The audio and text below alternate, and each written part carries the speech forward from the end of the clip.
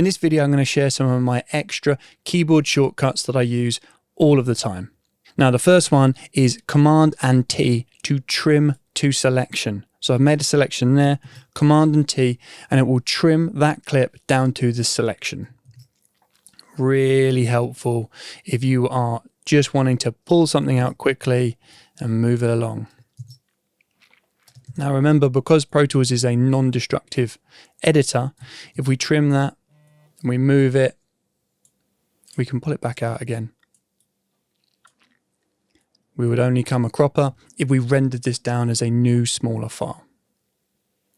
The next shortcut I want to share with you is Command and D, which is duplicate clip.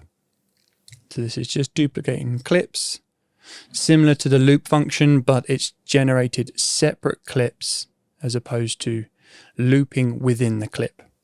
So that's Command and D, which would be Control and D on a PC. My next most commonly used shortcut is heel clip. So we've used B to separate there, and we can make a selection, and if we use Command and H, it will heel that clip to the way it was before. Now this only works if the clips were originally next to each other and part of the same master clip. You can't just put two random clips together and tell them to heel. It won't do that. You would need to render that clip selection as a new file. The next shortcut I want to share with you is repeat. Now this is Alt and R, and you can choose how many repeats you want of that. So like duplicate, but you can specify how many you want of that thing. Awesome if you've got some like looping music, or you're doing a sound effect pass and you've got things that are repeatedly happening. Just repeat that for the amount you want. Another shortcut I use a lot is paste to fill. Now what does that mean?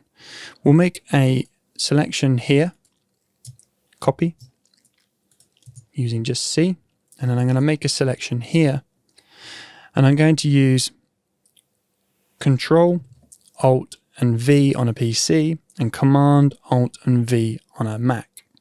And what it will do is it will paste to fill in that gap.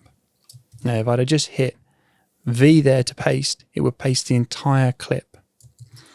And this works in the opposite way that you might want to fill something that's bigger. I'm going to go paste to fill. It's going to ask me, do I want to put fades in? I'll say yep. And it will loop it and put in fades to that amount that I've selected. So that is paste to fill. I use it a lot when I'm doing dialogue editing and I've got a little bit of filler audio to go in between sections of dialogue so there's no dropout and you can hear the ambient sound still. And I just choose a long piece of ambient and then I just paste to fill whatever gaps I need to fill. And my final two shortcuts that I want to share with you are Shift and S to solo the track that you're on. I use this all the time just to listen in, see what's going on for this file. Really helpful. And finally, Command and M to mute a clip. This doesn't mute the track, it mutes the clip specifically. To undo that, it's Command and N or Control and M on a PC. So those are my extra favorite keyboard shortcuts that I use every day.